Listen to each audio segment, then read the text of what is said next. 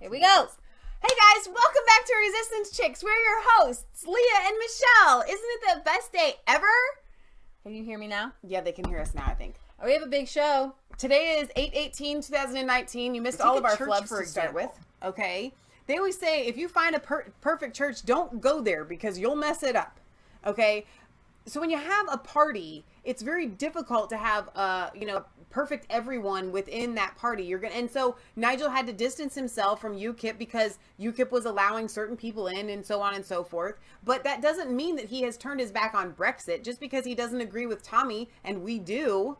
I don't actually agree with everything that Tommy does. I just agree with his right to do it. Okay, and I stand behind what he's standing for. Now that is a good time, I think, to segue before you move on to that, because it looks like you might be changing topics, or no? No. Jeremy Corbyn has a scheme to try to make himself prime minister.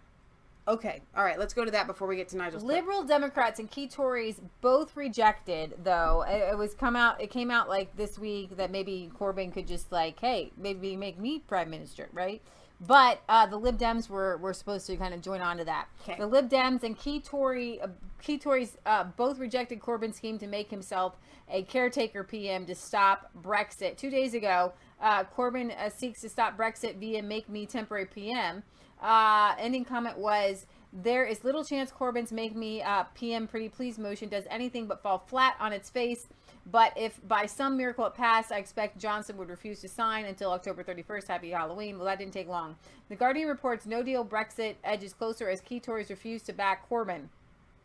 Corbyn's hopes of forming a unity government were fading on Friday as a number of prominent conservatives working to stop no-deal Brexit ruled out any mechanism to put the Labour leader in at number 10. Duh. Dominic Grieve, who has previously suggested he could vote against the government in a confidence vote, said he would not go so far as facilitating a Corbyn government. Jeremy Corbyn is unfortunately a deeply divisive figure and is trying to stop a no-deal Brexit. It is not my purpose to help him into Downing Street. Swinson dismissed Corbyn's offer on Wednesday, but has since said she's open to discussions, while warning that Labour would be unable to get enough Conservative votes or votes from former Labour MPs sitting as independents to make the plan viable, even with Lib Dem support. So there's extremely difficult math, but it's politically impossible for him. Let's see. Although there is a sufficient number of MPs who want to stop no deal, there's no way for them to unite in a meaningful way. And even if the opposition did magically unite, it is highly unlikely Boris Johnson would refuse to stand down. It's highly likely Boris Johnson would refuse to stand down, allowing the caretaker government to even take over. Instead, Johnson would call for a general election on October 31st while running on a Brexit platform. In that scenario, I believe Johnson would win in a landslide, giving the splintered opposition, each wanting a different thing. Corbyn probably understands the math, even as he hopes for something else. Thus, he may not call for a motion no confidence unless his plan gets backing, which it won't.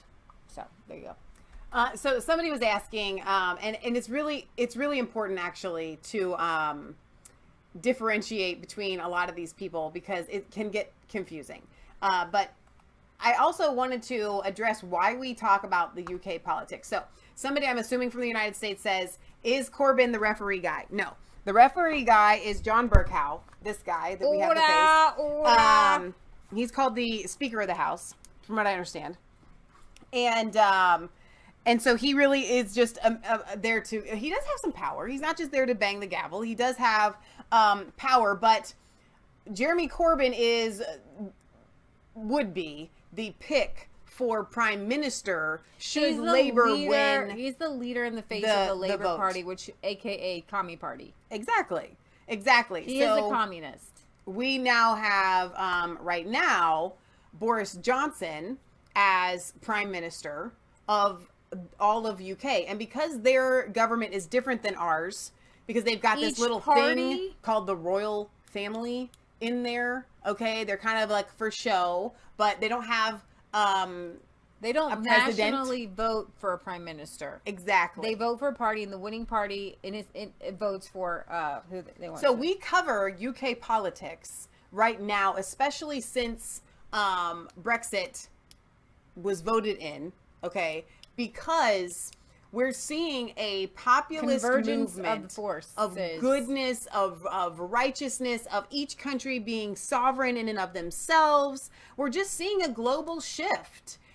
And I'm so excited about it. And so this is one of those... I think our founding fathers... moments in history. It's one of those moments where you encourage you encourage your counterparts worldwide. You don't necessarily get involved in it, right, but you encourage it. Our founding fathers had emissaries. Many of our founding fathers were themselves, like Jefferson and John Adams sent his son John Quincy to be emissaries and ambassadors and things like that to other countries to make these good relations and these good ties and trade agreements and things like that. So it's really important for us worldwide to have, and that's the one world government, and the New World Order wants a global government. Right. We want a global society where we're all connected. We all have similarities, and each country is its own autonomous region, and we encourage goodness and democracy and democratic principles and Christianity in each individual country.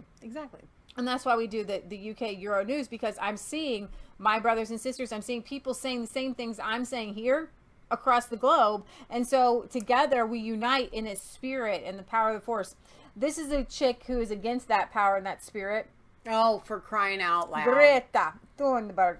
Climate activist, named like New York Times, I don't know, somebody's person of the year. She's like 14, Asperger's syndrome, and supposedly traveling to this world global summit on climate. But in doing so, her virtue signaling trip on a $4 million yacht to lecture Americans about climate change, this trip will actually be more harmful to the environment than if she had flown in an airplane. Thunberg and her team set sail on the Malaysia 2 for a voyage that will take 2 weeks to reach New York. The mode of transport was deliberately chosen so Thunberg could relentlessly virtue signal about the evils of air travel. But the entire trip is a complete and utter farce. Wow. As the German newspaper Taz points out, the yacht trip means more CO2 will be released into the atmosphere than if just Greta and her father had traveled by air, because 6 members of her team have to fly back to Germany from New York. The sailing trip triggers at least 6 climate-changing air travel across the Atlantic. If Thunberg had just flown with her father, only 2 would have been necessary to come to New York. Indeed, a single flight from New York to Hamburg releases 1,800 kilograms. So the people that are going piloting the yacht have to fly back. They can't take the yacht back? I guess so. Which equates to more than... So how's Greta getting back? I don't know. Why doesn't she use yacht more back? Than 3/4 of what each person is entitled to in a year if global warming is to be halted at 2 degrees. As James Jellingpool asked, besides the rank hypocrisy of her attention-grabbing yacht trip, how exactly did Thunberg come to be the lecturing face of the environmental movement? A lecture, furthermore, from a child who hasn't finished her schooling, whose frontal lobes haven't formed, who has no sense of humor, whose every utterance is the second-hand opinion of alarmist grown-ups, whose doomsday claims she is completely unequipped to assess. But despite wall-to-wall positive press coverage, ordinary people just aren't buying it. As previously reported, German drivers have begun displaying blank blank Greta bumper stickers. So yeah, that's my little segment on this little child who's being used as a climate alarmist. It bugs me to no end. So it does. All right, here you go. We're going back to Britain for a second, because I have like 500 articles up where I could talk about terror attacks if you want. Les wants to know if she's swimming back. Probably not. Nanny State, Orwellian war on sugar could spell the end of traditional British sweets. Oh no. Targets set by the public health in England to cut the sugar in confectionery could see some sweets disappear off the shelves altogether. Wait a minute. I have a protest. Yeah? Because all British friends have sent us yummy British sweets in the mail. We have already covered the fact that they have already reduced the size of the chocolates. Yes. To cut back on sweets. So now they've decided that in order to cut back on the sugar content, you have to cut back on the chockies altogether. No more chocolate bars. The largest extension of state control over the British diet since rationing. The report by the Institute of Economic Affairs, a free market think tank, is said to reveal that boiled sweets, sherbet lemons, Parma violets, and other treats which are made almost entirely of sugar could fall foul of government regulations that aim for confectionery to be less than 50% sugar. So when they say boiled sweets, though, don't they just mean like hard candy? Like, yeah. Okay. So I'm thinking water when I think boiled. They just mean heated sugar to the highest of maturity. Yes. Okay. So Bassett's licorice assorts and jelly babies comprised of 2/3 sugar are all at risk. And fudge! No getting rid of fudge! I will leave your country! Sugar, butter, and cream could be doubly at risk because efforts to reduce the 2/3 of sugar could result in increased fat. I would not live in a country that outlawed fudge. Fudge on them. The 50% sugar cap is not compulsory. It is not really voluntary either, though, with strong pressure and constant veiled threats of legislation if companies do not comply. Public Health of England, in their bid to improve the health of the nation, have decided people shouldn't be allowed to make choices on their own diet, and instead companies should be coerced and shamed into making food to please them and not the customer. The program covers not just unhealthy foods such as crisps and chocolate, but also foods that people would consider healthy, such as boxed salads, nut butters, or olive ciabatta. Very few items escape their grasp. Officials have even made recommendations for the amount of milk that should be in tea. What?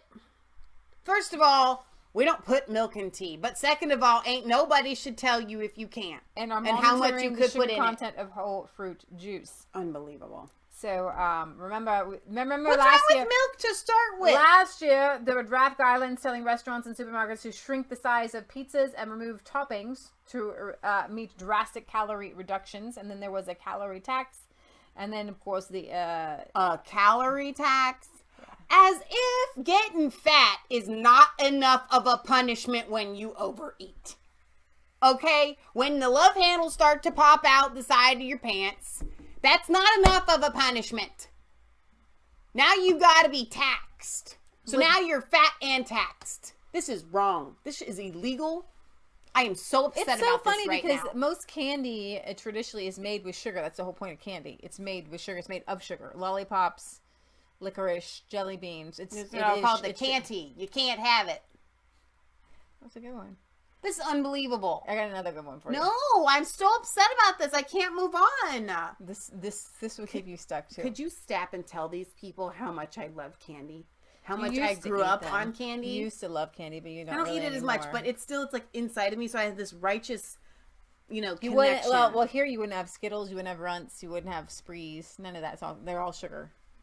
I'm not coming. I'm not coming to the UK. Boycott. Okay, here's another one. Ready? Okay.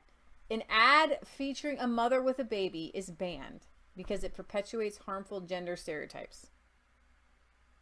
I'm not even kidding you. So get this. This Volkswagen e-Golf commercial, which we are going to play here. So here's a dude, I guess, doing something exciting. There's a girl in that tent too, though, by the way. There's a dude as an astronaut. There's a dude with, like, I guess... That's cool. We can achieve anything. I like it. And there's a mother with a baby.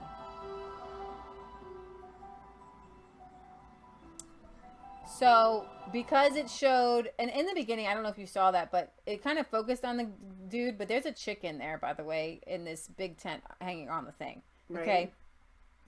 So, the ad shows a man and a woman sleeping in a tent on a cliff, followed by 3 male astronauts working in a spacecraft, then a male para-athlete, ending with a woman sitting on a bench reading with her baby, sleeping in a pram. We call them, strollers.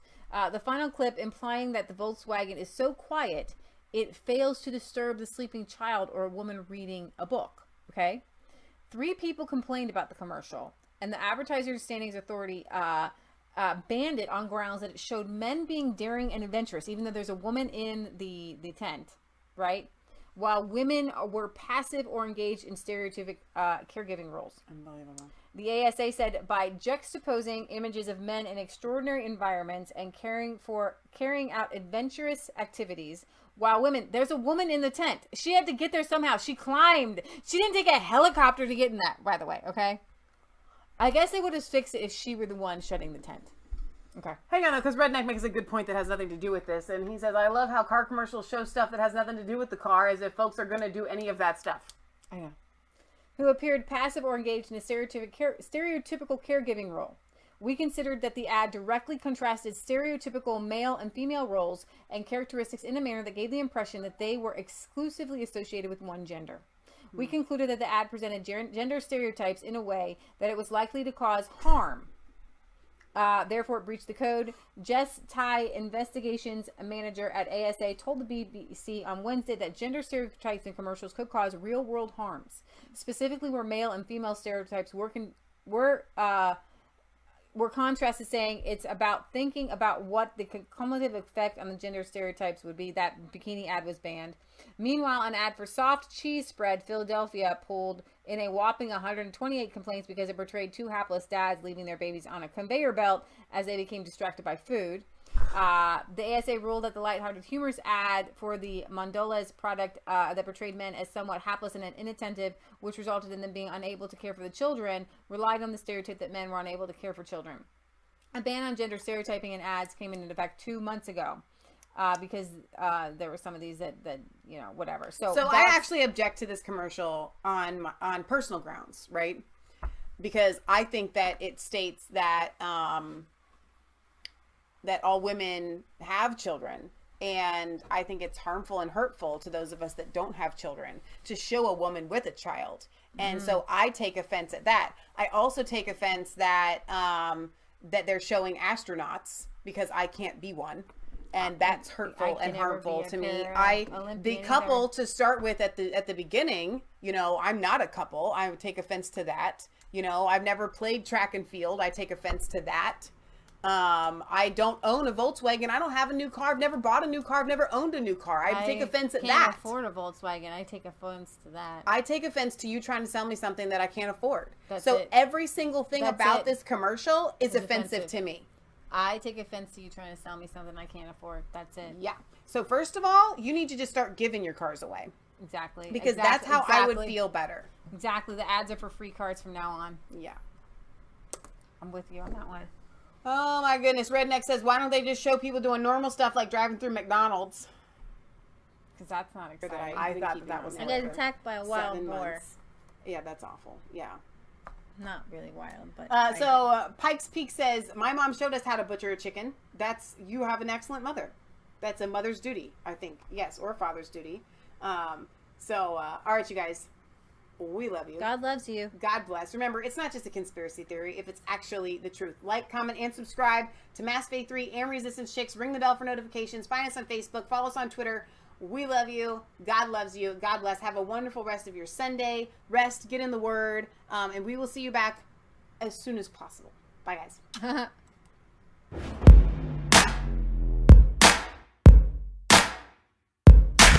I was cold.